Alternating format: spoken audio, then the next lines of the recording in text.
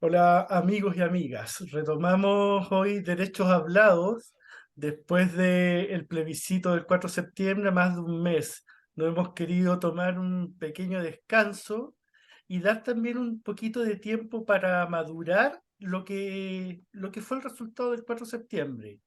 No es desconocimiento de nadie que nosotros acá en Derechos Hablados no jugamos por una opción, no jugamos por la opción del apruebo, porque creemos que la propuesta que había sido emanada desde la convención, por primera vez tenía participación de la gente, pero sobre todo le daba un lugar preponderante a los derechos humanos. Hoy, a diferencia de los programas habituales, tenemos dos invitados para tener una pequeña y buena conversación. Leticia García, vocera del Centro de Estudios Humanistas Aleteia. Hola Leti, ¿cómo estás? Hola, hola Helmut, hola Manuel, Y Manuel Boldarsky, convencional constituyente de mi distrito, Distrito del mío 10. también. Sí. Hola Manuel, ¿cómo estás? Hola, hola, buenas noches. Les saludo con mucho cariño. En verdad, un gusto tenerlo, poder estar con ustedes conversando. Muchas Y gracias por la invitación, de hecho. sí, Habíamos intentado varias veces poder conversar y no nos había resultado. sí, El- el- el- ahí Nuestros pasó. auditores tienen que escucharlo. Ha sido mi culpa. Hay un tema que yo en el momento me costó entenderlo, pero que después lo entendí y lo respeté. Yo la primera vez que invito a Manuel, yo estaba de candidato a diputado y Manuel me dijo, yo no quiero salir dando entrevista a ningún candidato por mantener mi independencia como convencional. Y sí, era lo correcto. Me pareció bastante bien. Eh, Es difícil seguir de...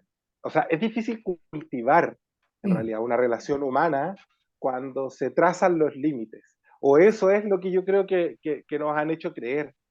Porque mm, en realidad, si se trazan los límites, el hecho de superarlos, es decir, de poder disfrutar de aquello que nos es afín y sí, no basar el motivo de la ruptura en el establecimiento del límite, permite dar vuelta a la tortilla en el sentido de que hoy puedo permitirme celebrar, Helmut, porque no solo estoy agradecido de la invitación y por supuesto de compartir con Leticia, sino que además podemos ofrecernos, creo que ya luego de un luto, ya luego de un descanso, ya luego sí, de un buen poco de tiempo, porque no lo habíamos tenido desde hacía más de 16, 18 meses, sí. eh, viene bien una conversación en la que puedas sentirte cómodo, cómoda,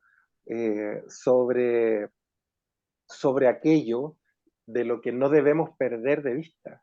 Es el trabajo más importante que una ciudadana o un ciudadano pueda tener en su vida, que es la posibilidad de moldear el futuro.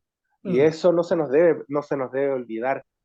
El momento constituyente surge a causa de un poder político incapaz de hacerse cargo del sí. conflicto que tenía el país en el momento en el que surge esta oportunidad destituyente, que es lo que se crea a partir del acuerdo del 15 de noviembre Mm, y que se ratifica con una legitimidad histórica en las votaciones de la elección de tener una nueva constitución y que además sea una nueva constitución escrita por un órgano democrático que permita que las personas integrantes, militantes o no de partidos puedan participar.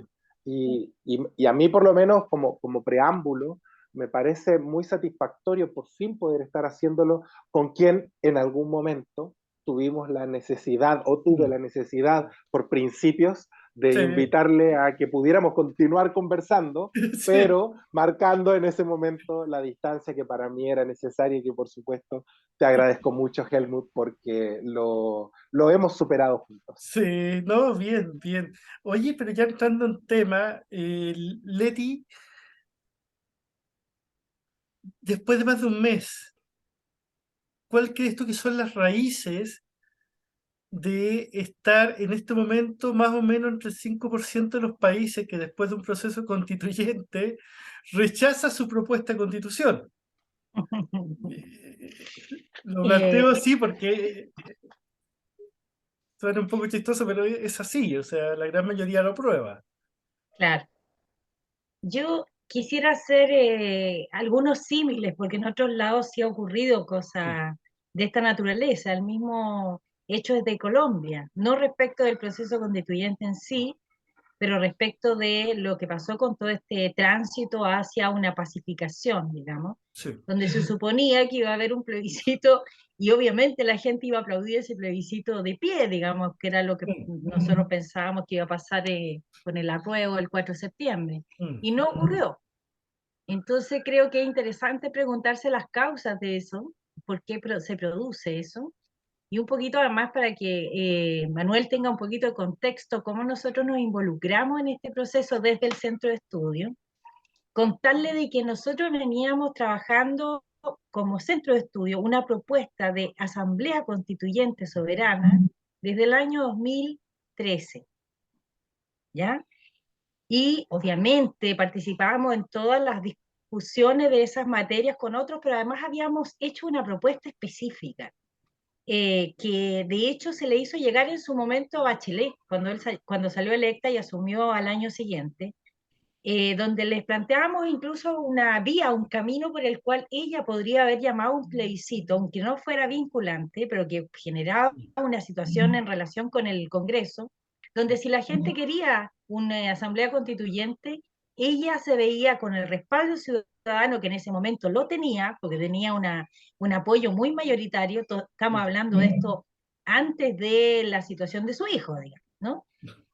Donde podía generar esta adhesión ciudadana para generar un proceso de participación, pero nuestra propuesta era desde la base social, donde quienes constituyeran finalmente el ámbito de la asamblea redactora surgiera justamente de vocerías desde la base social, ya que es un poco más largo de explicar, pero generábamos un camino con algunos argumentos legales, incluso internacionales, que respaldarían la opción de un llamado a plebiscito nacional para llamar a un proceso constituyente que fuera soberano. Obviamente, entre lo que pasó con su hijo, la debacle con su imagen pública y esta cosa media como, lo voy a decir en palabras feas, media meada en que terminaron el tema de los cabildos que presenta la propuesta casi 2 días antes de caer el poder, se termina diluyendo.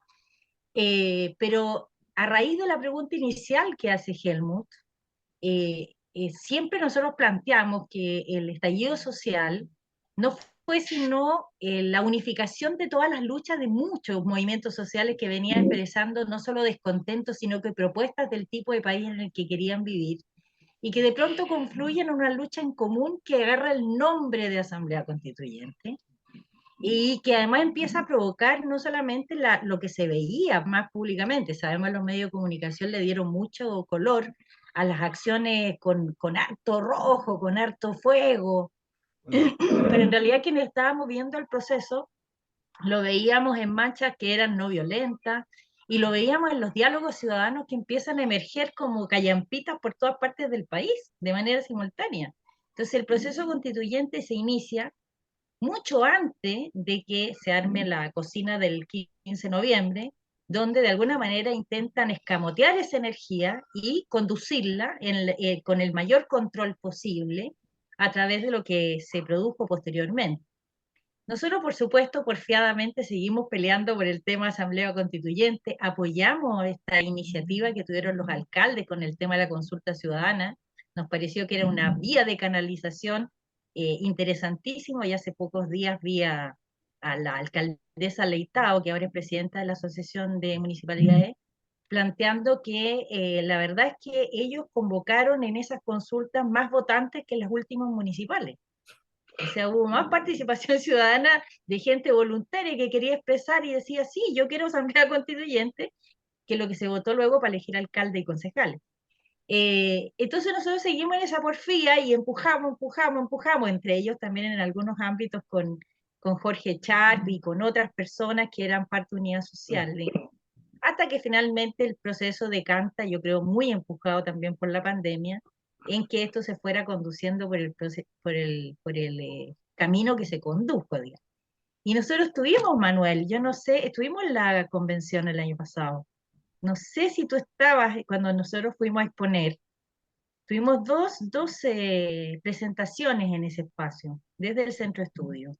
Uno donde le fuimos a proponer a la comisión de participación cómo era posible generar canalización de participación ciudadana, porque estábamos convencidos que si eso no se producía, las posibilidades de que hubiese una distancia entre lo que ustedes estaban trabajando y lo que la ciudadanía, lo que estaba viviendo, iba a ser muy difícil, porque evidentemente los medios de comunicación masiva no iban a ayudar en un proceso de interconexión entre la vivencia que estaba ahí siendo respecto de la ciudadanía, digamos. Y además planteamos dos cosas que me parece que desde el punto de vista del otro lado fueron brillantes.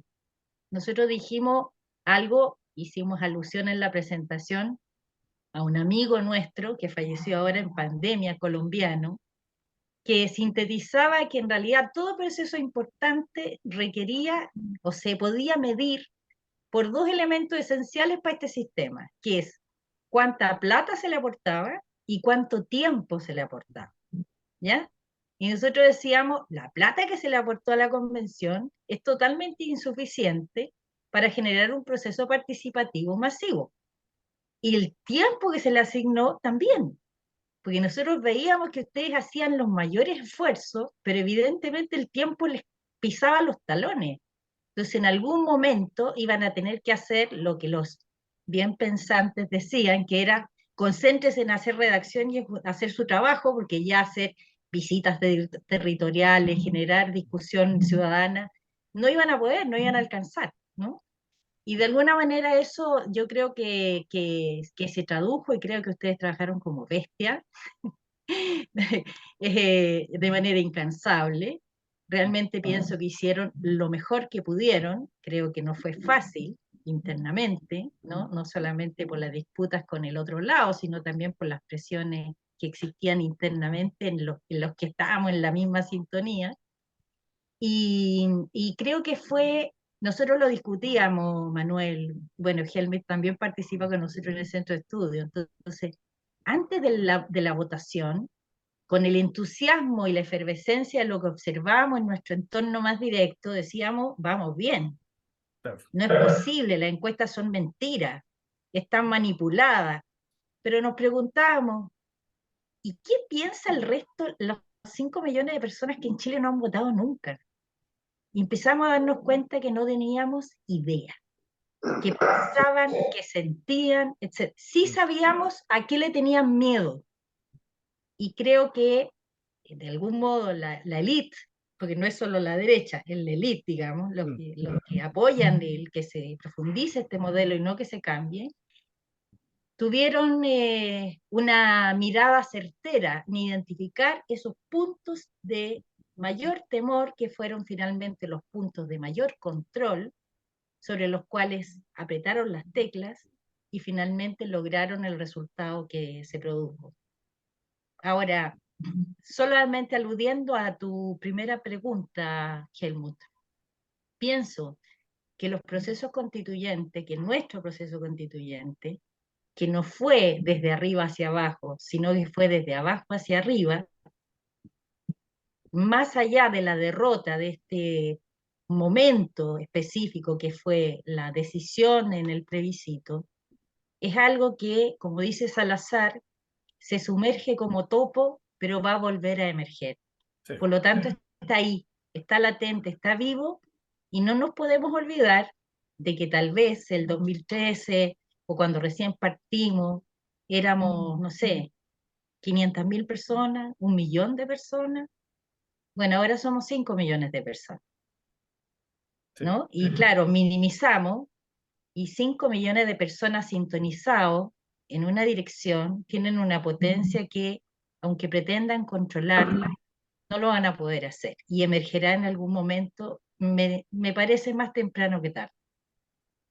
Sí, sumando a eso, Salazar tiene una gracia. Salazar explica la historia de Chile teniendo como hilo conductor el proceso constituyente chileno, o sea, todos los momentos en que Chile ha tratado de levantar asambleas constituyentes, que ha tenido entre medio guerras civiles, conflictos, dictadura, etcétera, y lo explica como hilo justamente la lucha del pueblo chileno por poder escribir su constitución. Sí. Ese es uno de los grandes aportes que hace Salazar. Entonces, para los que somos más ahí ortodoxos con el tema constituyente, uno dice el proceso ni siquiera parte con el primer salto del torniquete. No, El proceso parte posterior al triunfo de la independencia de Chile. Ya empieza a gestarse la lucha por poder, porque sea la gente la que escriba su constitución. Manuel, ¿cómo ves tú el tema? Bueno, tú lo viste desde adentro, eh, más allá de esta situación de críticas que han habido, de autoflagelación, inclusive que uno ha visto de algunos ex convencionales, eh, ya un poco más a la distancia, ¿cuáles fueron las raíces que lleva al triunfo del rechazo? A ver, creo que esta era la pregunta a la que más miedo le había tenido y creo que es el primer lugar en el que le voy a responder, la verdad, porque he estado bien reticente a responderle Mm, en entrevistas. Uno debe tener autocuidado mm, y en ese contexto hay que saber bien eh, cómo, qué parámetro de medición usar cuando no provienes del mundo político y además tienes que partir asumiendo que lo único que ocurrió, o sea, que lo que ocurrió fue lo único que no previste. mm, Y eso creo que es un dolor que se multiplica en algunos aspectos, que hay que mantener a raya justamente para no autoflagelarse. mm, Eh, Sin embargo, yo no, permíteme la insolencia, yo no tengo que hacer una autocrítica porque yo me saqué la cresta, mm, me saqué la escucha y perdóname el francés. mm, Eh, Trabajé 18 horas al día, mm, trabajé como nunca antes había trabajado en ningún proyecto en mi vida. Me entregué con mi nombre, lamentablemente, considerando que soy abogado y que la mayoría de mi trabajo ha sido independiente, me entregué con mi nombre, porque lo mm, único que me caracteriza, para, para un proyecto que, que veía como la alternativa a seguir teniendo que agarrar un teléfono y grabar en la calle cómo golpean a los estudiantes, al pueblo mapuche, mm, a cualquiera que tenga la insolencia de manifestarse contra la represión, mm, contra el status quo, contra este régimen heredado de odio, de analfabetización forzada, mm, de asimilación cultural hacia una ignorancia colectiva cómplice, mm, que me duele mucho porque como lo vi mm, y lo sentí tan de cerca, me cuesta expresarme todavía de la manera correcta. Sin embargo, quisiera proponer como punto de partida el hecho de que no creo que exista una sola causa. mm, Yo creo que han existido muchas razones. En efecto, yo tomaba algunos parámetros como para hacer una especie de prólogo a esta que es una conversación sumamente compleja porque tiene muchas dimensiones sí. y quisiera que por favor tuvieran en cuenta mis comentarios a partir desde esa perspectiva. Puede que no responda todo de la manera Mm, políticamente correcta, pero sí he tratado de hacer una reflexión profunda y un análisis concienzudo para que se entienda que soy crítico de lo que hemos hecho, soy crítico mm, del momento que estamos viviendo, soy abogado de derechos humanos y querellante en caso de violaciones de derechos humanos, por lo tanto tengo la obligación ética de tener respuesta frente a aquello que se me proponga, pero no las tengo en todo todavía, mm, porque también creo que ha sido una derrota multisistémica, basada un poco en lo que te comentaba, en en esta analfabetización política creada por la dictadura de Pinochet y con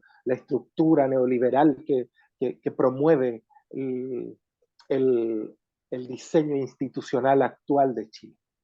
Y creo que hay varias razones por las cuales podríamos considerar que perdimos. Una es la que te comentaba, esa analfabetización que tanto me duele porque creo que es el motivo por el que asumí un rol de divulgador jurídico justo antes de ser constituyente.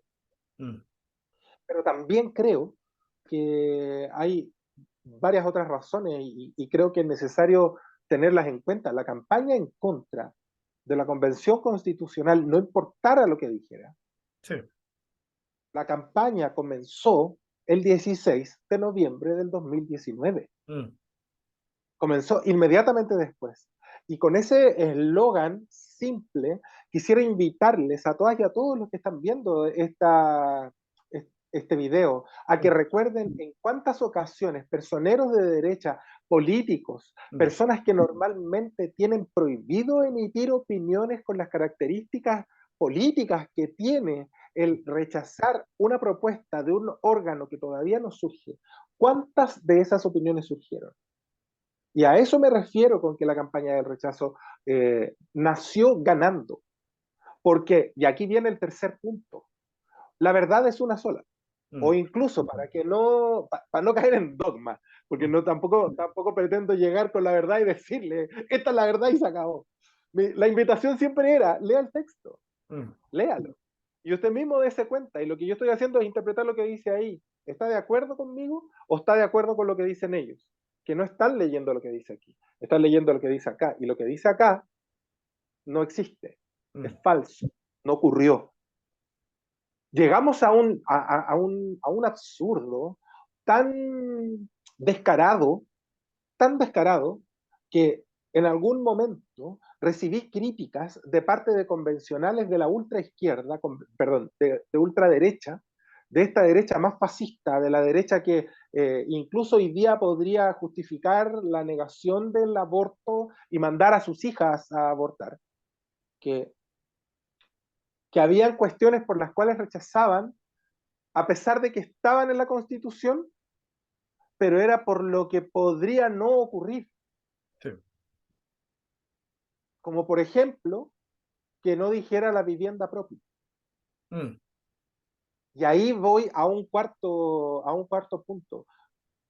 Tuvimos, o sea, ¿a qué me refería con que la verdad es una? A que la verdad, desde la perspectiva de ofrecer elementos de juicio que permitieran tener una opinión fundada, que a las personas les permitieran en este cuarto elemento, que es la primera ocasión en la que en Chile votamos por un proyecto político.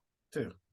No por una persona, no por el más guapo, no por el que se viste mejor, no por el que habla de corrido o porque se expresa mejor, sino que por un compendio, por un libro.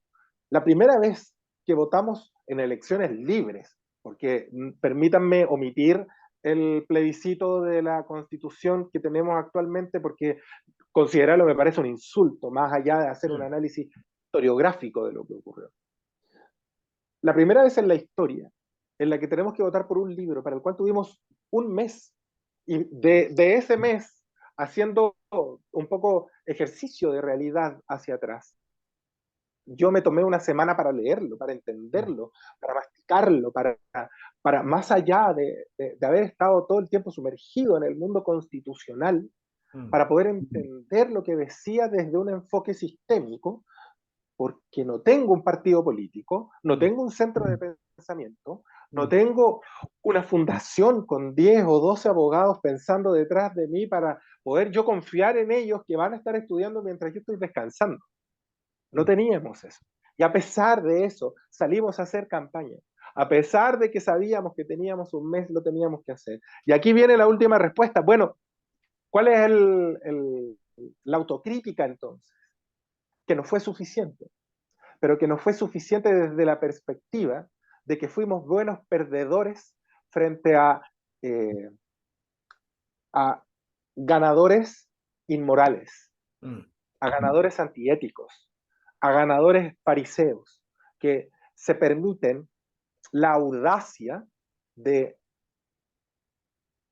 se permitieron la audacia de comenzar, y aquí vuelvo al inicio, la campaña en contra de la propuesta constitucional desde el momento uno.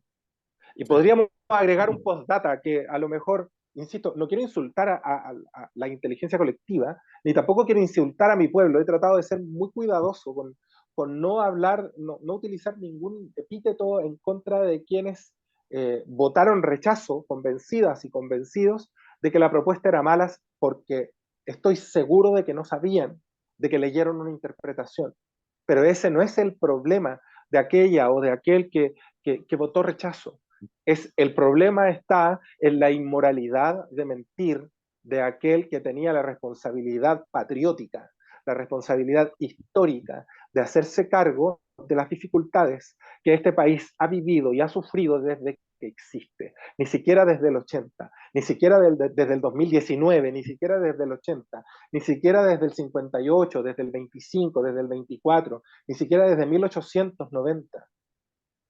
Chile viene administrando crisis desde que existe como país y estuvimos frente a la primera oportunidad de cambiar ese enfoque y no lo logramos. A pesar de eso, esto, que fue algo tan profundo, para no quedar con una depresión luego de este comentario, no vinimos enamorados del proceso, vinimos enamorados de la justicia social. Y Mm. como vinimos enamorados de la justicia social, hay que seguir. Y hay que seguir estando tristes, hay que seguir aunque tengamos miedo, hay que seguir aunque tengamos desconfianza, hay que seguir aunque el pueblo de Petorca haya rechazado la propuesta, porque estoy seguro que caen dentro de esta clasificación en la que lamentablemente fueron víctimas del miedo.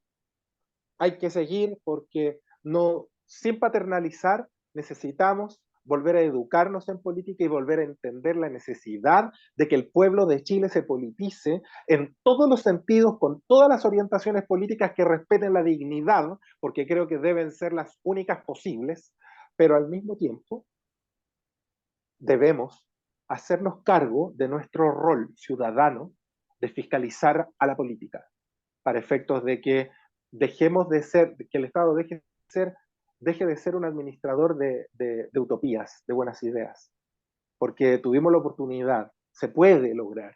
Solo nos hace falta tender las redes para poder lograr comunicar lo que es necesario comunicar para que se entienda el mensaje más allá de los distractores que hubo entre medio. Sin considerar, y ahí, perdón que me alargue, pero Sí. me siguen ocurriendo motivos, porque hubo mucha más preocupación de lo que hacíamos los constituyentes, como si fuéramos parte de un programa de farándula, que del proyecto en sí, que de la mecánica en sí. La opinión pública hizo gárgaras de aquello que eran errores de los que Mm. cometíamos fuera de nuestro horario de trabajo, pero nos permitían cuñas de 5 segundos o de 15 segundos para la televisión, para noticias que ya estaban pauteadas, el cuál era el sentido editorial que se les quería mandar. Y eso también es algo que no se nos debe olvidar, porque va a volver a pasar. Estoy seguro que va a haber otro proceso constituyente. Se van a demorar, van a provocarnos a diario, pero va a venir. Y para ese momento necesitamos estar preparados, por lo menos, tener estas cosas a la vista. El cierre que tú haces, Manuel, me quiero tomar de ahí porque yo tengo una mirada con respecto a lo que significó este fracaso, que no es un fracaso, y yo lo veo desde la profundización de la democracia, de lo que hablamos mucho de lo que es la democracia real, no esta democracia que delega. Y me voy a tomar con algunos puntos que tomas tú, Manuel, y que toma Leticia. Por ejemplo, el tema del tiempo. El tema de haberlo acotado a un año no es menor, no es un tema de forma, es un tema muy de fondo. Los que hemos estudiado procesos constituyentes que han triunfado o no en otros lugares del mundo, los que sean, sabemos que un proceso constituyente no dura menos de 3 años. Y eso te permite hacer un trabajo de vinculación directa con el pueblo, de vinculación directa con la gente, donde la gente no solamente esté sentándose durante una hora a escuchar a quién eligió o a quién va a hablarte del trabajo que están haciendo apuradamente, 16 o 14 horas al día, porque están contratiempo, sino que empieza a ser partícipe de la creación de lo que va a ser la nueva constitución. Ustedes hacen algunos intentos ahí, acotados con el tiempo, porque es lo que les entregaron, ¿no? O sea, dijeron, esta es la cancha, estos son los bordes de la cancha, y acá juegas. Listo, no tienes más.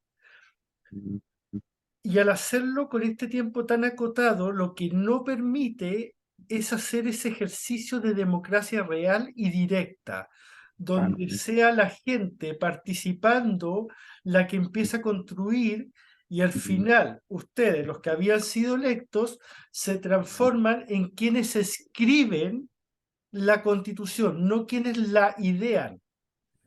Entonces, cuando estás en la situación en que los pusieron, eh, nada, tienes que trabajar con lo que tienes, estás contratiempo y estás con ese tema de que no puedes fallar, tienes que llegar al día X con el resultado final.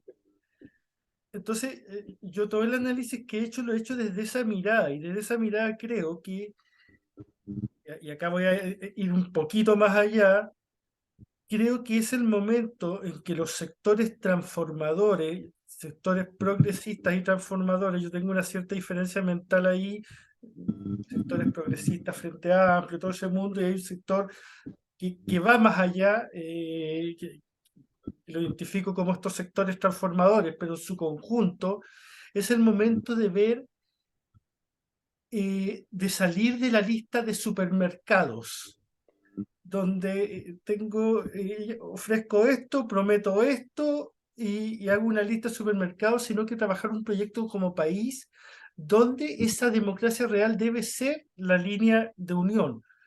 Creo que la experiencia de la convención nos ha demostrado una vez más las falencias absolutas que tiene la democracia representativa, las trampas que tiene la democracia representativa, y que a final de cuentas solo permite que se siga gobernando como quieren ellos, a pesar de todo lo que podamos hacer.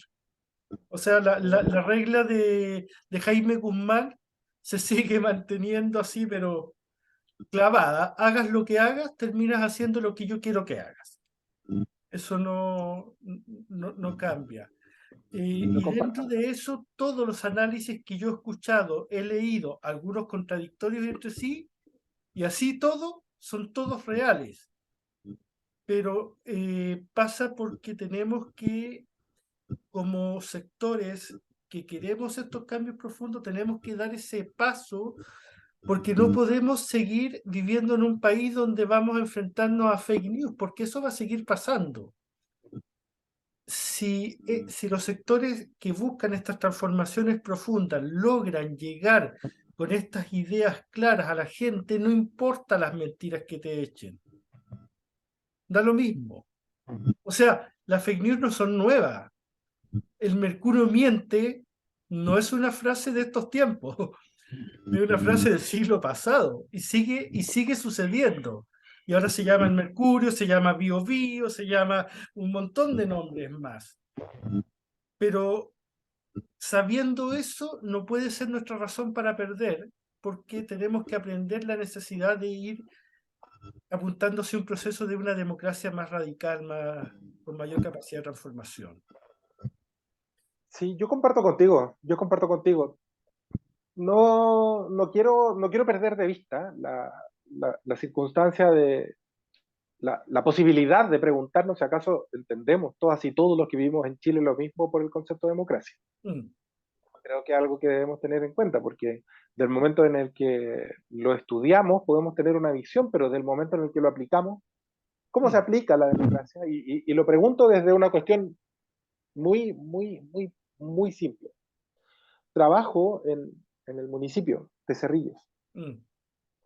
y trabajo implementando la ordenanza de participación ciudadana, la nueva ordenanza de participación, la que va a permitir el ejercicio del derecho humano a la participación, el ejercicio del derecho a la petición, que es un derecho esencial, garantizado por todos los tratados internacionales.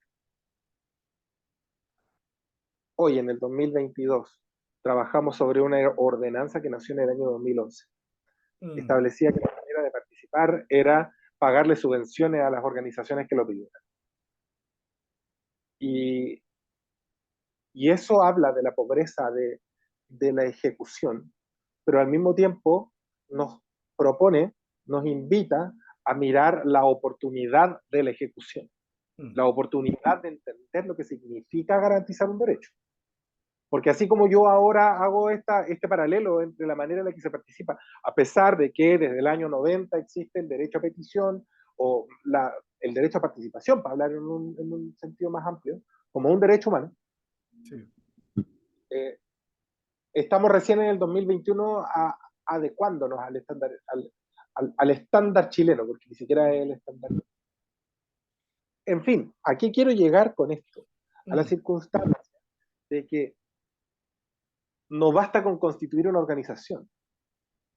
Porque durante mucho tiempo nos dijeron, no, que tiene que ser un partido. No basta con construir un partido. Los partidos políticos terminan siendo una especie de eje monopolizador del modelo en el cual participan única y exclusivamente aquellos que ellos permiten.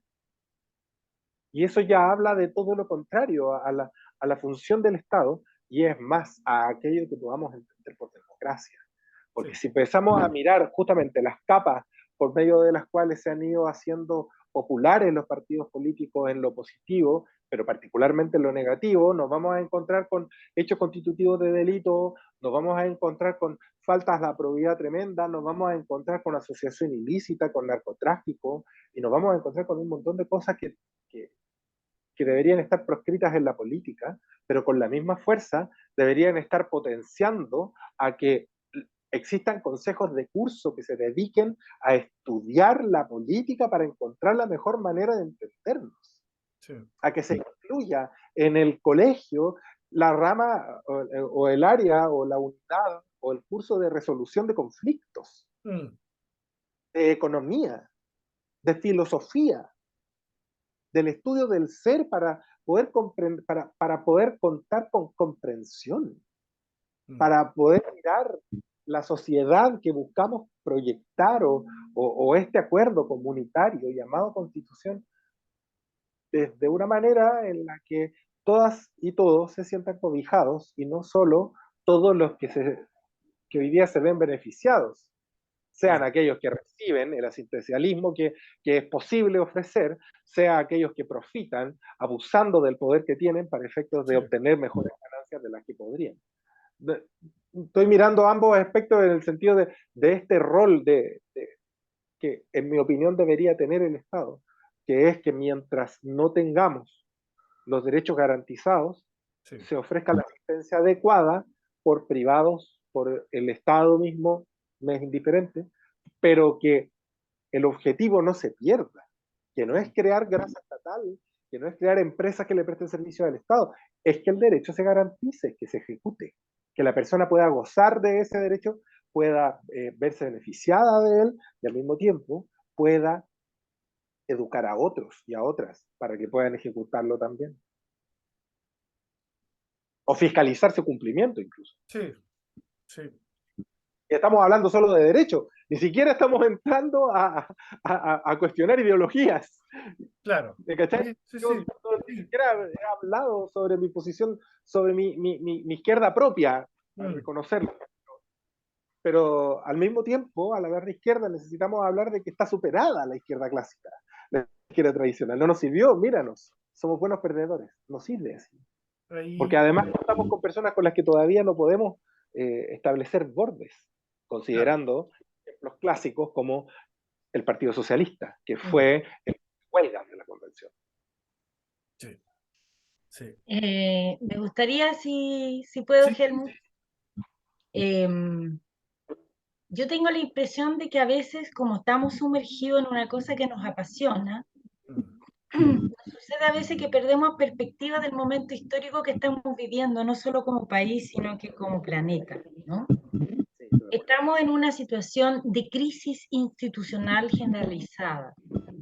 Los ámbitos que existen y que de alguna manera representan la constitución de los estados están absolutamente desacreditados desde la población.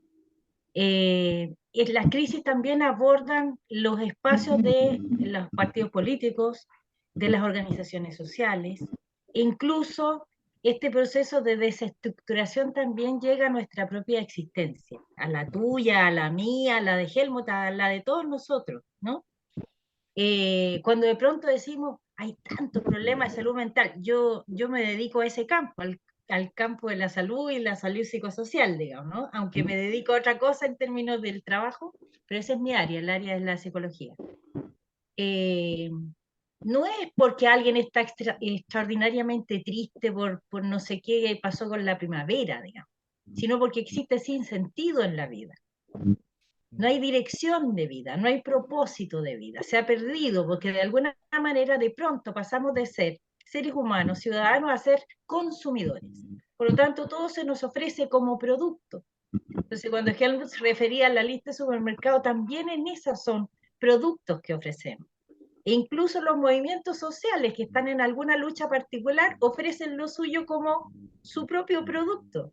Y yo puedo adherir a él. Y yo sé que dentro de la convención se produjeron también disputas de poder donde algunos que ofrecían algunos productos decían, yo no te apoyo tu producto si no apoyas mi producto, ¿ya? Cuando en realidad la construcción de una carta fundamental más bien habla del proyecto de país que está sustentado en determinados principios, como por ejemplo eso, ser una sociedad de derecho, etcétera, que luego tienen sus traducciones en el ámbito ambiental, en el ámbito del género, en distintos ámbitos de la vida, tiene sus traductores. Entonces, bueno, una de las cosas, Manuel, te cuento que nosotros habíamos planteado, es que nos parecía de un alto riesgo que un texto constitucional fuera sometido como un ladrillo a la votación del apruebo o el rechazo. A nosotros nos parecía que lo primero que tendría que haberse plebiscitado era si nos poníamos de acuerdo eran los principios que iban a sustentar la carta y luego revisar los temas del articulado. Porque también ocurre que en este proceso de farandulización que se hizo del proceso constituyente, porque coincido totalmente contigo, digamos, ¿no? Se farandulizó y por lo tanto, no sé, 5 minutos de aparición de la tía Pikachu con su traje se convirtieron en 18 horas diarias de trabajo durante un año. O sea, era totalmente irracional, pero evidentemente, como ocurre con los medios de comunicación masiva, que además están todos concentrados en las mismas manos, se pone el foco en aquello, ¿no es cierto? Dentro de ese contexto, someter la aprobación de un texto completo, sin primero decir, que además no hubiera permitido ir involucrando a la población por etapas, por eso que el tiempo era tan importante y los recursos eran tan importantes. De manera que la gente se pudiera pronunciar primero, ¿estamos de acuerdo en estos principios? Sí, démosle. Siguiente paso, vamos a avanzar con el tema del articulado. También podría haber sido que donde hubiera grandes disonancias respecto de ciertos artículos, eso se hubiera votado en particular, porque conozco gente directamente en mi espacio de trabajo, gente buena gente que salió a marchar con nosotros, pero que tenía lío con un artículo. Y resulta que siendo parte, por ejemplo, de una iglesia, el votar por ese artículo, dado la cercanía que la élite, particularmente de derecha, tuvo, por ejemplo, con la estructura de iglesia, que no voy a mencionar cuáles son, pero creo que quienes nos ven saben a lo que me refiero, desde su púlpito, claro, los ministros les decían, si usted vota a favor de la Constitución, se va al infierno. Votando por está votando por el asesinato, ¿no es cierto? Y si alguien es profundamente creyente y no tiene nada más que su fe, evidentemente no quiere perder lo que a él más le importa, que es la posibilidad de no perder la vida eterna. Y a veces nosotros que estamos más metidos en la cuestión social y en la discusión incluso intelectual, olvidamos la esencia del temor humano. y aquellas cosas que son bases de convicción personal, ¿no? Yo, por supuesto, creo en la libertad de la mujer de decidir sobre su propio cuerpo, o sea, obviamente es así, pero entiendo a alguien que trabaja conmigo, a quien quiero mucho, que es luchadora, que se la juega, que salió a marchar conmigo, pero que ese tema le complica desde la profundidad de su ser, ¿no? Y así muchos otros. O sea, en el mismo caso de Petorca, porque yo creo que una de las grandes consecuencias feas que ha tenido este proceso es que la buena gente está descalificando a la otra gente, ¿ya? O sea, ha habido, Cruzada y no entendí. claro, no se entiende desde la cabeza, pero de ahí a despreciarlo, yo creo que es más interesante ocupar la energía en tratar de comprender qué ocurrió, ¿no? Y por ahí en una síntesis que yo armé, que puedo compartirles, Helmut la conoce, te la puedo compartir, Manuel, puse un elemento a propósito de la farandulización. No sé si es claro para lo que nos vean, digamos, que las personas que son de la élite se les puede permitir cualquier cosa. Ellos pueden decir garabatos, pueden insultar en público, como la Marinovich, por ejemplo. Ellos pueden, no sé, gorrear a sus parejas, pueden decir yo estoy en contra del divorcio y después me divorcio. O sea, ellos pueden hacer lo que sea. Los criticarán un rato, pero es como que está permitido, casi es como la choreza de ser de la élite el mandarse ciertos condoros. Pero si una persona de los que eran parte de la convención, que eran del pueblo, que eran igual a nosotros, te mandaban un condoro, aunque fuera mínimo, y ellos eran imperdonables. Y creo que muchos de ellos, o sea, esta escena que verdaderamente pasó y que no es solamente una cosa de la élite, ¿no? O sea, yo no escuché a nadie de derecha, que sé yo, que dijera, oye, pero la verdad es que la Marinovich es una persona insolente, grosera, desmedida. No, no, es como, bueno, así son la gente que tiene plata, ¿no? Sin embargo, sí escuché a otros diciendo que en realidad el sinvergüenza del Rojas Vada y no sé qué, y estos son todos iguales, como que te meten en una bolsa. Me parece a mí que tiene que ver con esta estructura feudal que sigue teniendo nuestro país, donde, no sé, el dueño del fondo puede hacer las cosas más atroces, hasta violar a mi hija, pero igual lo voy a invitar al matrimonio. ¿Entiendes? Entonces, significa que también nosotros como pueblo, tenemos un problema con nuestra propia autovaloración, con nuestra propia autoestima. De alguna manera nos consideramos inferiores. Por lo tanto, el cometer cualquier error, cualquiera que sea, es imperdonable por todos los que son mis pares. Y creo que eso influyó mucho y a eso se le sacó rendimiento. Entonces, por ahí en ese escrito yo ponía, parece que nos falta más calle que a ellos. Como que ellos saben detectar cuáles son los puntos dolorosos a donde meter la aguja para producir el efecto que quieren producir. Y nosotros, creo, nos falta más mirarnos a nosotros para ver cómo este pueblo sintoniza. Y yo creo, Manuel, que habían algunas señales. Yo trabajo en el colegio de profes, ¿ya? Y por ahí tengo vínculos también, qué sé yo, con el grupo de territorios en red y con la gente no más FP, etcétera. Y me tocó en enero estar en un diálogo donde de pronto escucho, por ejemplo, que no más FP dice, nos ha costado tanto juntar las adhesiones para presentar a la convención. Yo que estaba en el colegio, la propuesta que llevó el colegio salió del Congreso de Educación. Sin embargo, que uno diría, oye, pero 15.000 firmas las conseguimos así, pues si en el colegio son 60.000 afiliados, son 200.000 profes. Hasta 2 días antes no las teníamos, Manuel. Y esas señales creo que no las vimos, que no las consideramos, no las tomamos en cuenta. Y yo creo que eso le pasó a muchos grupos, ¿no es cierto?, que pensaron que su propuesta tenía una adhesión popular y que iba a generar una participación masiva y que no la produjo. Entonces creo que tenemos que aprender esas lecciones, pero más allá de izquierdas o derechas, yo creo que más bien la subdivisión en la estructura de élite que controla el país está compuesto por la clase política tradicional, los medios de comunicación, todos los recursos que pusieron, digamos, y el resto de nosotros, independiente de la afiliación que tengamos, respecto a cómo estamos leyendo esta sensibilidad de nuestro pueblo, lo que quiere o lo que no quiere, lo que está dispuesto a hacer por lo que se está dispuesto a jugar o no, los límites de su temor, ¿ya?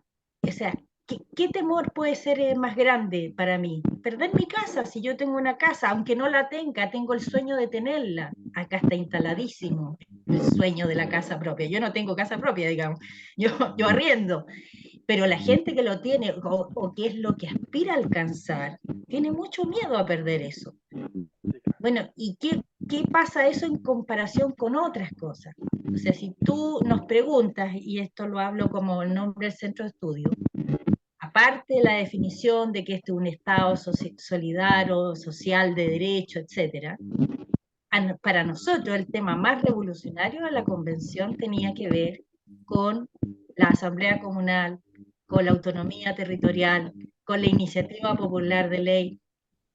Seguro, nosotros lo hemos hablado, es a lo que la élite le tenía más miedo. Por eso nunca habló de eso. ¿Se fijaron que nadie hablaba de ese tema? Nunca se refirieron a ese tema. Porque si se hubiera conocido, creo que quizás hubiéramos tenido más adhesión, pero en general, en los espacios de los medios de comunicación, era tal el ataque que tenían los convencionales que ocupaban el 80% del tiempo en defenderse de los ataques, más que de promocionar aquellas cosas que se estaban ofreciendo como un futuro, como dirección de vida. Entonces, creo que la pensaron bien ellos, que le pusieron los enclaves necesarios para que fuese una camisa de fuerza, que se vieron sorprendidos con la elección de convencionales, no se la esperaba a nadie, creo que nosotros tampoco, ¿ya? O sea, nunca pensamos que iba a haber una composición como la que hubo, que se aterraron cuando eso se generó, y como tú dices, el ataque a lo que ustedes podían pensar, siquiera, a lo que podían representar, se empezó a manifestar como estos no tienen idea. Y por lo tanto lo que van a hacer es malo. ¿Ya? Y claro, obviamente, como decía Helmut, no vamos a esperar de que ellos se porten bien. Yo creo que la pregunta es cómo hacer nosotros para poder superar aquel mal comportamiento que sabemos que van a tener. Hay algo distinto que tenemos que hacer.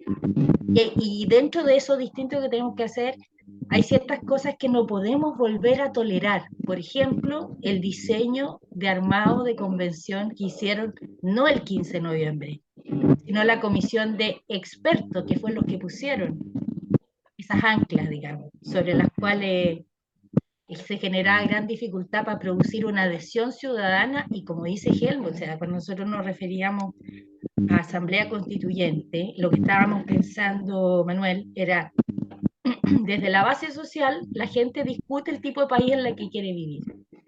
Eso se sistematiza con otros cabildos, asambleas territoriales. Y dentro de un ámbito de una región, por ejemplo, se elegían los voceros de ese mandato que surgían de la base social. Y así se iba construyendo hasta llegar al nivel nacional, de manera que la Comisión Nacional era la redactora. Pero luego de haber recogido esta cosa ciudadana de todos lados, y la verdad siempre pensamos que era necesario, y lo propusimos, que hubiese una comisión no de expertos. Dijimos, sería bueno que hubiera algunos constitucionalistas para que dieran como luces de cómo se estructuraba, pero además sobre todo de gente que ayudara a sistematizar información de manera que los convencionales pudieran hacer una redacción final. Pero en estas etapas, ¿no? Y una etapa evidentemente que nos parece a nosotros que fue totalmente insuficiente. O sea, si tú que estuviste trabajando allí, dijiste, me dediqué un mes a leerla completa para poder asimilarla, o sea, nosotros que somos medio Mateo, a una semana, claro, pero el resto de nosotros está en su pega. Y los 4 fueron para hacer esquemas, para hacer sistemas, para poder poner banderitas y más orientarme en el momento en el que me hicieran la pregunta o la pregunta que confundía. Bueno, nosotros, para que tú sepas, nos dedicamos un mes y medio hacer un trabajo de sistematización y transformamos la propuesta en 43 preguntas y respuestas frecuentes respecto de la convención, ¿ya? Y claro, que hacía la pregunta, que además la recogimos de gente en la calle, le preguntábamos a la gente, a ver, ¿qué te interesa a ti saber? ¿Qué te confunde? Y con eso armamos esa estructura y armamos este cuestionario, así que la estudiamos entera y nos encantaba, pues. De hecho, uno de nuestros lemas de campaña es apruebo y punto. O apruebo porque es nuestra, esas eran de las propuestas nuestras. Entonces, creo que puede ser interesante recoger ese aspecto psicosocial. Por supuesto, el educativo que tú planteas, pues indudablemente si hemos tenido un sistema de escolarización que lo que ha pretendido es disciplinar a la sociedad, segmentarla, digamos, formarla para que sean mano de obra de aquellos que sí toman las decisiones, que no haya pensamiento crítico, que sacan la filosofía de la escuela, que sacan las horas de historia, donde el tema de la convivencia escolar se transforma en cuántos niños mando al psicólogo para que le den Ritalin y se queden quietitos y no jodan, donde armas una jornada escolar completa que los tienes todo el día secuestrados, pero no para hacer lo que dijeron, que era arte, deporte, música, sino que para seguir enseñándoles matemática y castellano porque necesitan pruebas, rendir en las pruebas estandarizadas del CIMSE. Obviamente, o sea, ¿qué nivel de capacidad de reflexión, de pensamiento crítico existe en esas comunidades escolares? Y llevamos generaciones así, pues, formadas desde el momento de que se produjo el golpe de Estado en adelante. Y eso no ha variado. Y lamentablemente, y aquí me pongo más pesada, este gobierno tampoco lo va a hacer. Este gobierno no va. Leticia, perdona que te interrumpa, el factor convención constitucional gobierno, como que el pegamento que la ultraderecha puso con, Horrible.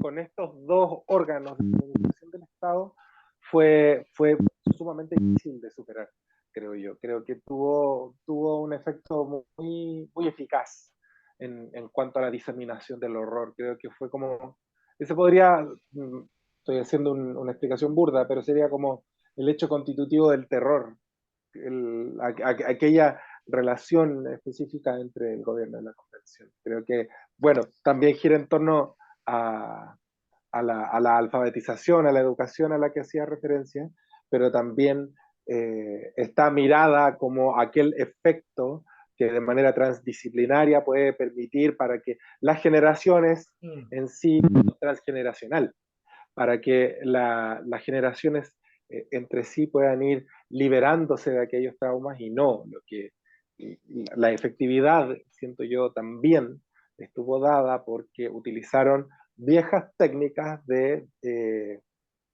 generación de miedo, viejas técnicas de generación de inestabilidad, técnicas que se mantienen hasta el día de hoy, pues sí, existió justificación para el estado de catástrofe y estábamos escribiendo la Constitución. ¿Han mejorado los índices de violencia, de criminalidad desde que está el nuevo estado de excepción o nuevamente están tratando de justificar lo injustificable? Tal cual y negándose a sí mismo, ¿ah? Como la aprobación del TPP-11 hoy día, digamos, ¿ah? Es una autonegación. Pero además hay otro elemento que solamente para cerrar, estimado.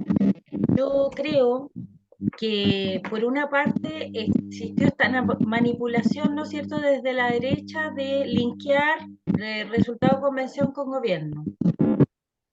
Pero también hubo de parte del gobierno ese mismo linkeo.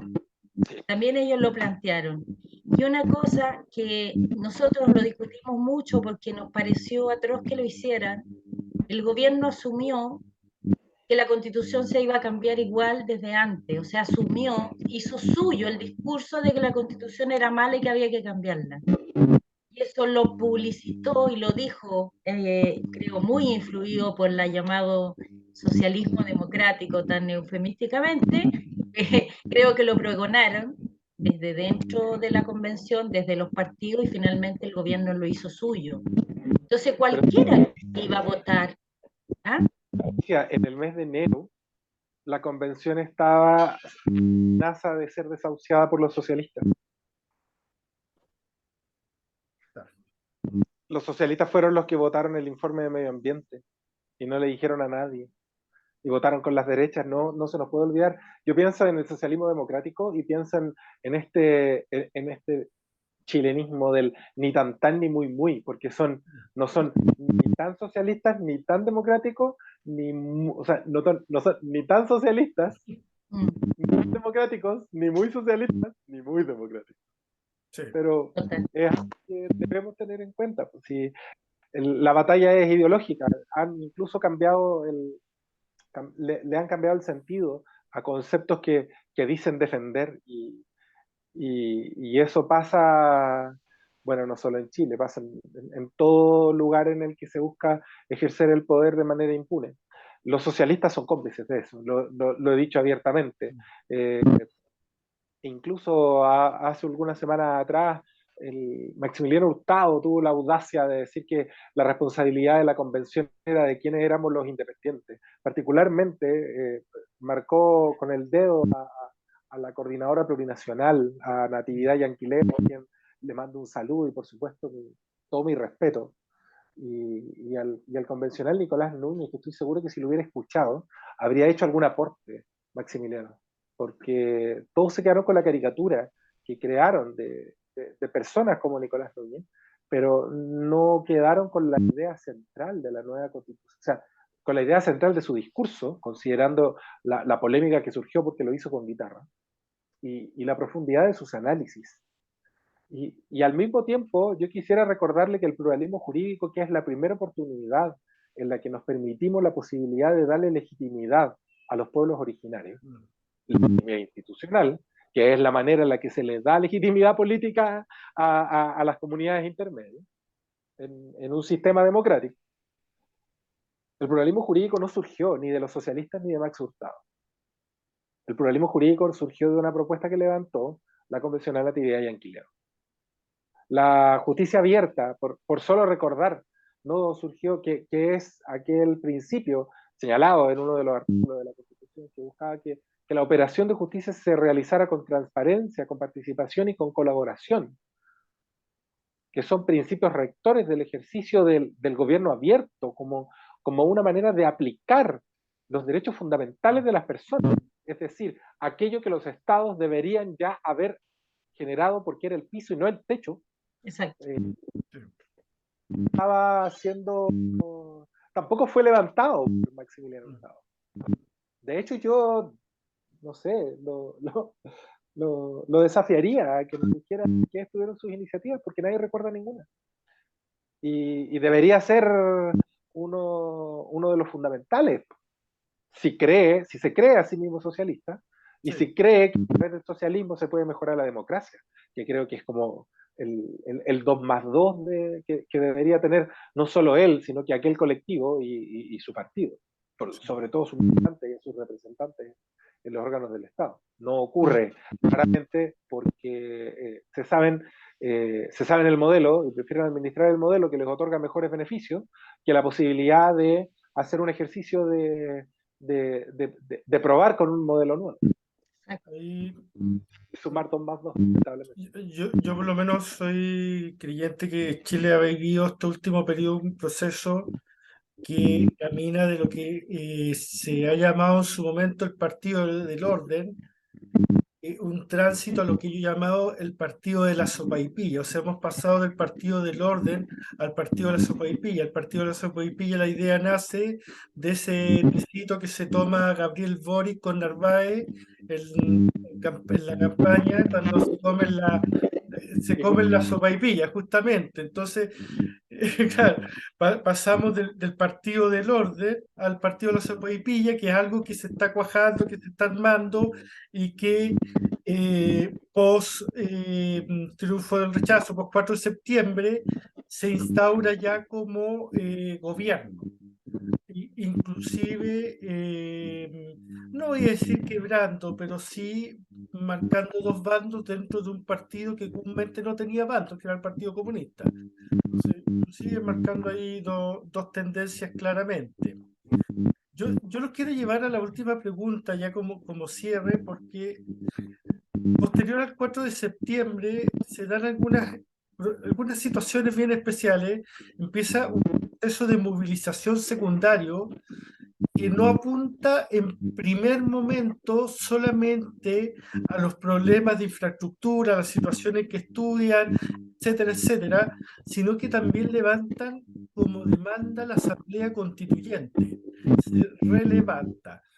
Pero ese proceso de movilización me parece que no logra tener la fuerza que tuvo los saltos de torniquete que llevan al estallido, y la discusión sobre cómo continuar el proceso se saca de la calle ya definitivamente, se encierra, se encapsula en el Congreso, donde inclusive pareciera que esta pelea que hay sobre si debe haber cupo a pueblos originarios, sobre si debe haber cupo a independientes, en verdad no parece ser la discusión de fondo. Parece que en verdad lo que se está negociando es: yo te permito hacer cambios a la Constitución, pero tú apruébame el TPP. Pero tú asegúrame esto otro. Justamente, temas que son aún más de fondo para quienes detentan el poder, que si hay o no hay independientes.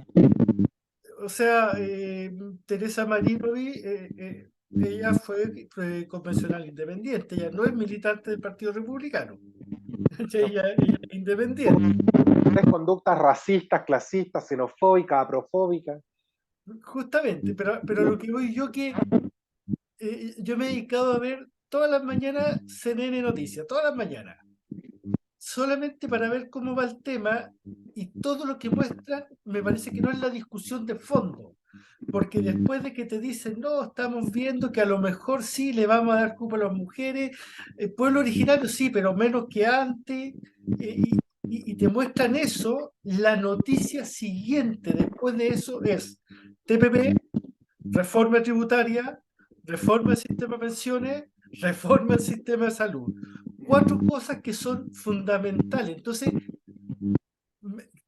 para el que va viendo un poquito más allá, como debajito del agua, un poquito, pareciera que los temas de discusión constitucional no son los que nos están diciendo que son. Y ahí es donde nace en verdad mi pregunta, que es la que les quiero plantear.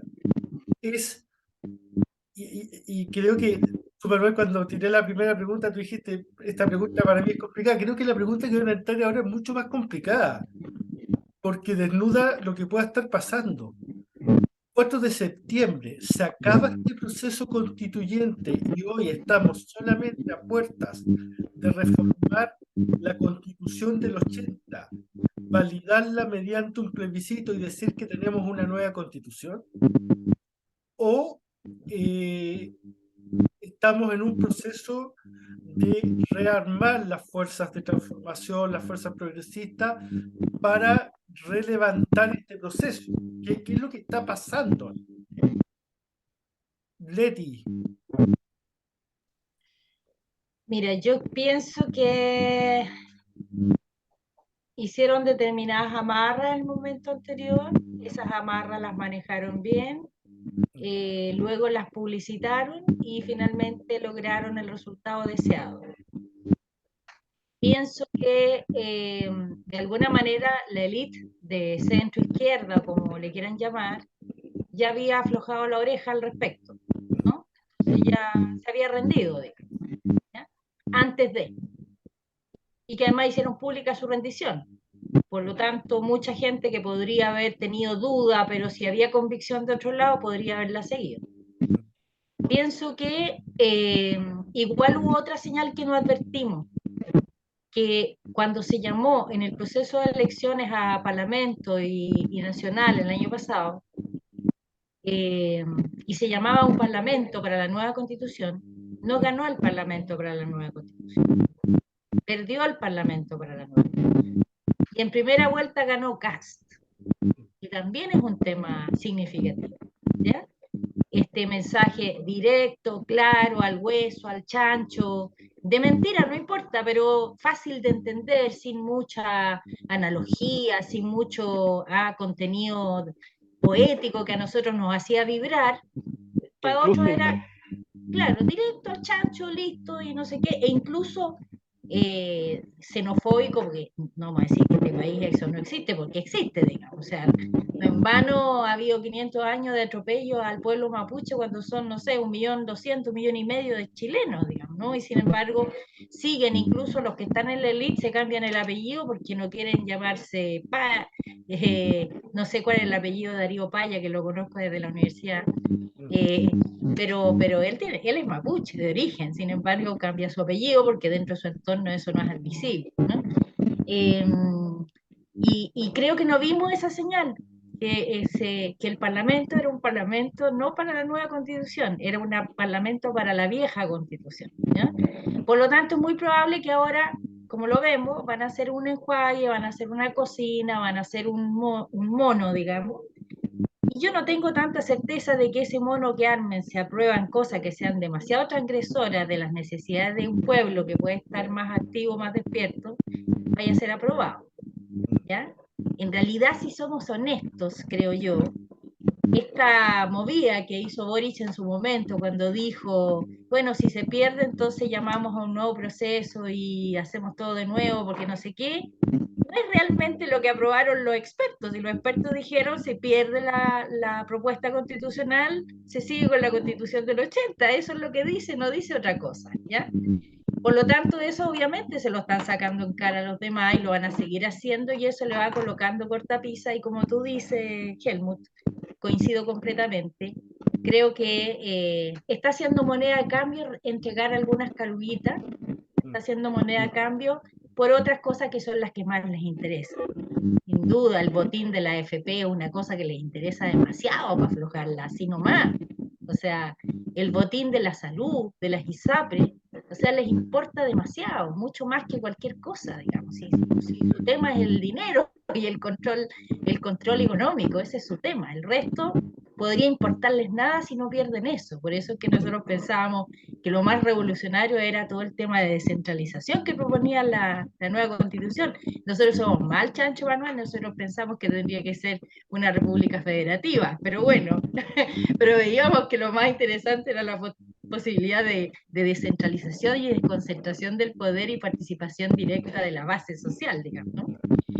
Yo creo que si consideramos que el proceso constituyente, Helmut, es solamente la dinámica institucional, creo que ya estamos out. Creo que no van a haber grandes modificaciones, que a lo mejor pueden hacer una movida para decir, como ya dijo hasta la derecha, la constitución del 80 ya murió, como que les quedaría feo decir, sí, murió, pero un poquito, no. Van a tratar de armar un mono, digamos. Nadie muere, Pero uno o muere o vive, pero no muere un poco. no, claro, claro, y van a armar un monito, como va a decir, sí, es una nueva. Pero creo que el proceso constituyente, y les doy una primicia porque el profe Salazar va a sacar un nuevo libro que se llama La porfía constituyente, va a seguir allí, porque somos parte de este país y no hemos logrado nunca concretar. O sea, el 25 hubo una asamblea constituyente soberana y la escamotearon por un poco la ingenuidad que tuvo ese pueblo, que terminó aflojando, y finalmente el amigo del presidente termina construyendo un texto que es el que termina siendo impuesto, digamos, ¿no? O sea, no es primera vez que vivimos un proceso así. Yo sé que nosotros lo vivimos porque estamos aquí y es intenso para nosotros. Imagino que debe haber sido igualmente intenso para aquellos que se juntaron creo que fue en el Teatro Municipal, a deliberar por estamentos sociales para elaborar una nueva constitución desde la base. Y deliberaron de una manera impecable y todo, pero luego llegan otros y le imponen una, ¿me entiendes? Entonces, lo hemos vivido antes. Entonces, el tema de la inteligencia posterior a la efervescencia constituyente, de manera que se pueda plasmar y pueda llegar a los distintos rincones, de manera que no solo los que somos activistas vibremos, sino que también la señora que está en su casa y que está juntando la chaucha para pagar el pan, ¿no?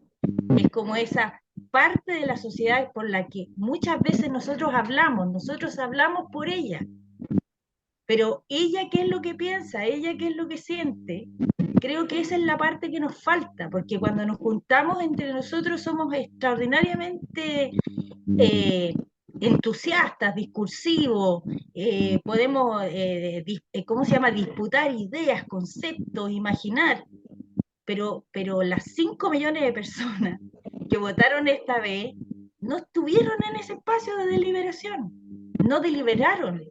Por lo tanto, ellos más o menos hicieron, algunos yo creo que hasta enojados fueron a votar porque no querían. A mí no me gusta el voto obligatorio, definitivamente. O sea, yo creo que es, es un derecho, el que te inscrita es un derecho, pero el ir a votar es mi responsabilidad, digamos. Si a mí me obliga, muy probablemente muchos gallos dijeron, me carga ir a votar y voy y voto rechazo. No a la Constitución, a que me obliguen a votar. O sea, creo que eso también influye, digamos. Creo que el proceso constituyente es algo que se vive en la profundidad del pueblo y no en la institucionalidad. La institucionalidad es un modo de canalización. Y en esta canalización que hizo, creo que fuimos derrotados, realmente. Pero esa porfía constituyente me parece que va a seguir. Y creo que nuestra táctica es la que tenemos que reflexionar. ¿Cuál será? ¿Será que tendrá que este pueblo educarse de otra manera? No que nosotros lo eduquemos, sino que se tenga que autoeducar. ¿Será que tendrán que empezar a debatir? No mirando la tele en el matinal, donde farandulizan todo, sino que en el seno del barrio. ¿Será allí donde tenemos que aspirar? Y no que vaya gente que habla lindo, sino que escuchar a todos. ¿Será eso realmente lo que implica el ser parte de un proyecto donde yo soy el proyecto de transformación y no solamente lo que voy a ir a votar el día que voto, como nos pasa con los candidatos? Porque en realidad eso es lo que nos han acostumbrado a lo que es la democracia. Sí. Voy cada 4 años, elijo a alguien que me represente y luego él hace sus cosas y después yo veo en 4 años más si lo apruebo o no lo apruebo de nuevo, digamos. Y durante 4 años lo puteo para después de 4 años votar de nuevo por él. Por ejemplo, Sí, ¿no? sí. Pero ese que me representa ni siquiera sabe lo que yo pienso porque no le interesa, no me pregunta, ¿ah? No sabe lo que yo quiero, no sabe qué ley me interesaría a mí potenciar, no tiene idea si yo quiero tal o cual proyecto de ley, no le importa tampoco, ¿no? Te ofrece como producto, lo elijo en el supermercado y él va y hace las cosas que se le antojan. Esa democracia representativa es la que genera, ¿cuánto tienen de adhesión el Parlamento ahora? ¿Como un 4%? Más o menos, sí. Más o menos. Eso es.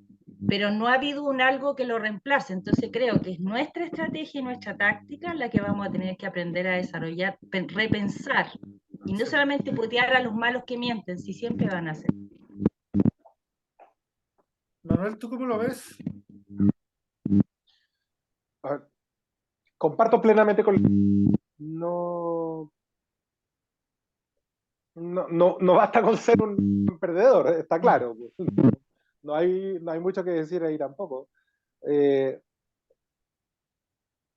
Yo creo que no hemos tenido la oportunidad de legitimar la constitución actual porque creo que nació ilegítima. Mm, Y, y eso no se nos puede olvidar. Y eso a mí no me hace ni un anarquista, ni un comunista, ni un marxista, ni ninguno de los istas que nos ganamos solo por querer buscar la transformación social de la que estábamos, de la que muy bien ha comentado Leticia. mm, No, yo creo que eh, al mismo tiempo creo que a pesar de que el diseño en el que participé fue un diseño hecho para fracasar, porque yo creo que nadie esperaba que termináramos el proyecto en un año y lo logramos igual, mm. eh, nos vinimos a ponernos cómodos. Yo la única manera en la que podía, mi objetivo era claro, que el proyecto estuviera en el estándar internacional de derechos humanos como piso y no como techo.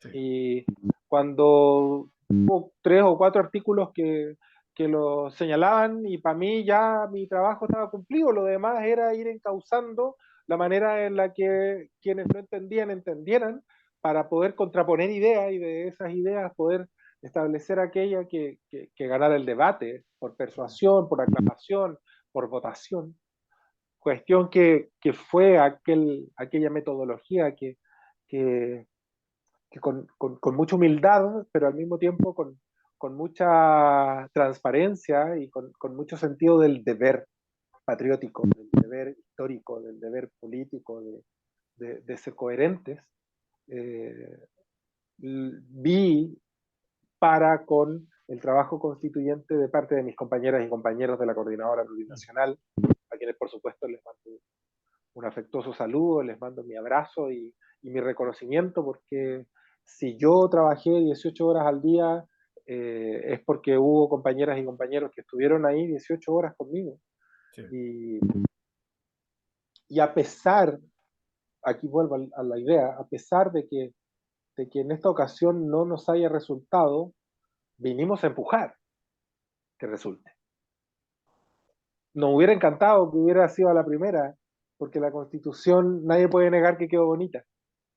Podemos hablar de que tiene algunos errores, de que tiene algunas imperfecciones. Bueno, perdón, nunca habíamos sido constituyentes. Perdón, el país del que vengo nunca me había enseñado a ser constituyente. Perdón, en mi país nunca antes la ciudadanía había tenido la posibilidad de escribir una constitución, a pesar de que la metodología para escribirla estaba fracasada desde el principio. Sí. Yo acuso a que el país reflexione acerca de las conductas temerarias de quienes rompieron acuerdos. Creo que la buena fe es muy importante. Y creo que personas como los socialistas ya aludidos, Fuad Chaín, Felipe Arboe, personas que representan al poder, incluyendo a lo que ellos denominan la izquierda, que en realidad no lo es. Sí.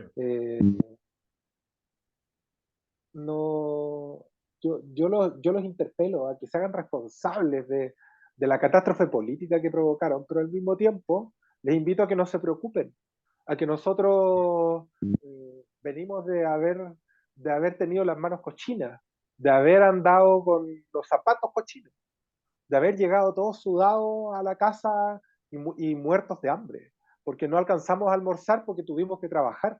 Nosotros sabemos, no tenemos el reino de acomodos que tiene un senador que trabaja 3 semanas al mes, tiene una semana distrital en la que no hace nada, donde en un año reciben alrededor de 2.000 millones de pesos solo porque son senadores. Sí. No trabajan los viernes, me parece un régimen aristocrático de una corte de un tipo más feudal que actual. Y así suma y sigue todas las razones por las cuales podríamos indignarnos. Sin embargo, yo quiero ver el vaso medio lleno. Yo quiero creer que este país es un país que se la juega por la justicia social y estoy encadenado a esa idea porque soy un defensor de derechos humanos. Y defender los derechos humanos no solo es administrar un conflicto para darle tiempo para que se resuelva, que en realidad es, siento, un poco el etos de la idea, porque todos los países estaban de acuerdo, pero ninguno se comprometía. Hasta cuando empezaron a comprometerse y aparecieron los derechos económicos, sociales y culturales y tuvieron la obligación de comprometerse. Y eso hizo Chile. Por lo tanto, tampoco estamos escribiendo el Quijote, no estamos ni descubriendo la rueda ni la pólvora. Solo estamos pidiendo que aquello que el Estado de Chile se comprometió lo cumpla. Y eso lo pedíamos con la Constitución ilegítima, con la que tenemos actualmente. Que se vista de seda va a seguir siendo una Constitución ilegítima porque la impuso un dictador. No hay otra manera de decirlo. Rompió el sistema político, rompió el Estado de Derecho e impuso su propio Estado de Derecho. Y vivimos bajo esa lógica porque aquellos que se ven beneficiados por ella prefirieron mantenerla. No es para nadie novedad. Pero a pesar de eso, hay que seguir.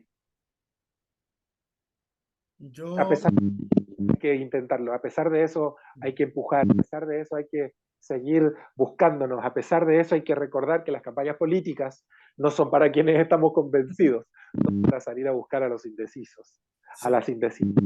Hay que recordar que no basta con hacer un conversatorio para que vayan los 5 amigos que van siempre a los mismos conversatorios a los que los invité hace 5 conversatorios atrás. Necesitamos que cada uno de ellos se comprometa a llevar una persona, una sola, para que podamos lograrlo, para que podamos transformar este país, que no se va a transformar solo, que tenemos que, o sea, que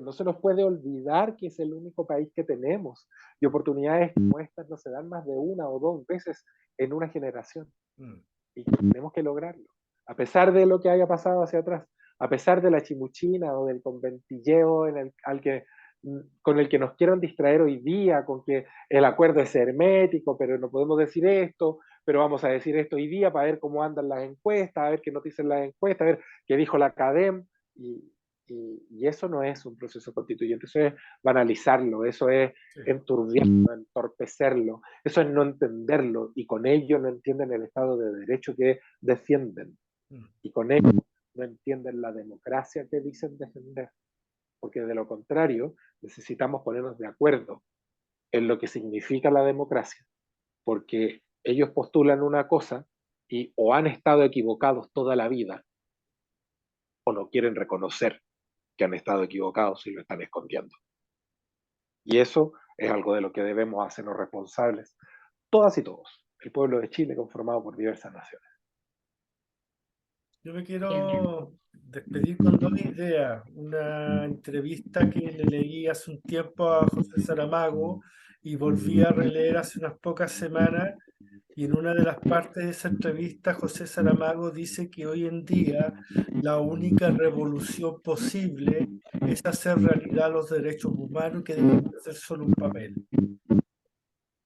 Y me quiero quedar con una idea de Guillermo Suri, un economista humanista argentino, que en un libro habla que nos pueden quitar todos los derechos, pero hay un derecho que nunca nos van a poder quitar, que es el derecho a rebelarnos frente a la injusticia, que es el derecho a la rebelión no violenta.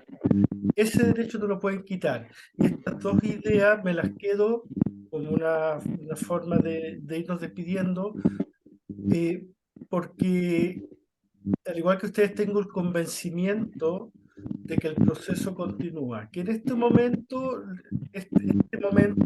tuvo su pic, hay que aprender, seguiremos, los chilenos seguiremos discutiendo por décadas porque perdimos el 4 de septiembre, como seguimos discutiendo sobre el penal de Caselli. Entonces, porque es parte de nuestro aprendizaje y está muy bien. Tenemos que hablarlo las veces que sea necesario.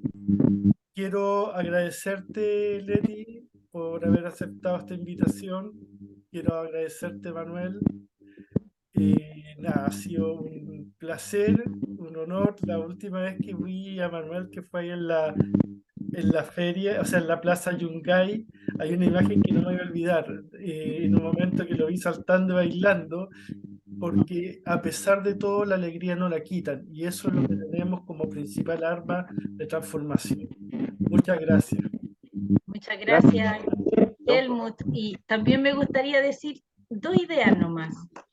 Uno, que el proceso social en el que estamos todos involucrados es una lucha entre intenciones humanas, ¿ya?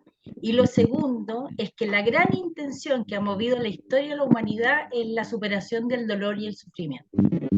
Y no ha habido nada, ni un derecho ganado que haya sido porque te lo regalaron desde arriba, sino que siempre ha sido por la conquista, por esta rebelión, incluso ante la muerte que el ser humano quiere hacer, pero que es el motor de nuestra historia, la superación, el vencer el dolor y el sufrimiento humano. Muchas gracias por invitar, César. Muchas gracias, mucho gusto de conocerte, Manuel. Igualmente, Leticia, yo también quería despedirme, Sí, Helmut. dale, Bueno, Manuel. por supuesto, qué gusto de poder compartir con Leticia su lucidez, que me deja varias ideas. De hecho, creo que voy a tener que volver a ver el programa, porque quiero tomar nota de varias ideas que desarrolló y que me llaman mucho la atención. Yo solo quiero recordarles que las conquistas sociales no se piden, por favor. Yo solo quiero recordarles que hay un gobierno que hace lo que puede, pero está administrando miseria, porque el Estado de Derecho está obsoleto antes de la convención, y eso no se nos puede olvidar. Y no vinimos a acomodarnos en el poder, vinimos a ser incómodos, a hacer que la pega de ellos sea difícil, porque así es como debe ser, porque de lo contrario no estamos haciendo lo suficiente. Vinimos a empujar, y como ciudadanas y ciudadanos lo que necesitamos es que se aplique aquello que decía Helmut en su comentario final, que no era una bonita frase. El artículo 2 del Pacto Internacional de Derechos Económicos, Sociales y Culturales, suscrito y ratificado por Chile, es decir, que es ley en Chile, nos consagra a todas y a todos los que vivimos en el país el derecho humano a la autodeterminación, a la rebeldía no violenta, a la rebelión no violenta. Por lo tanto, no tienen derecho a decir que estamos en guerra, no tienen derecho a ejercer represión en contra de nosotros. Solo tienen la obligación de respetarnos porque a eso se han comprometido, porque para eso existen los agentes del Estado en ejercicio de sus funciones. Y una última idea no tan horrible. No podría morirme de la pena porque en un mes pude cantar con Inti Gimani y con Inti Gimani. Y esas canciones son la banda sonora de mi vida, así que rechazo Lero Lero. Genial, buenísimo. Un abrazo. Un abrazo, que estés muy bien. Chao, chao, arriba los que luchan. Arriba, arriba.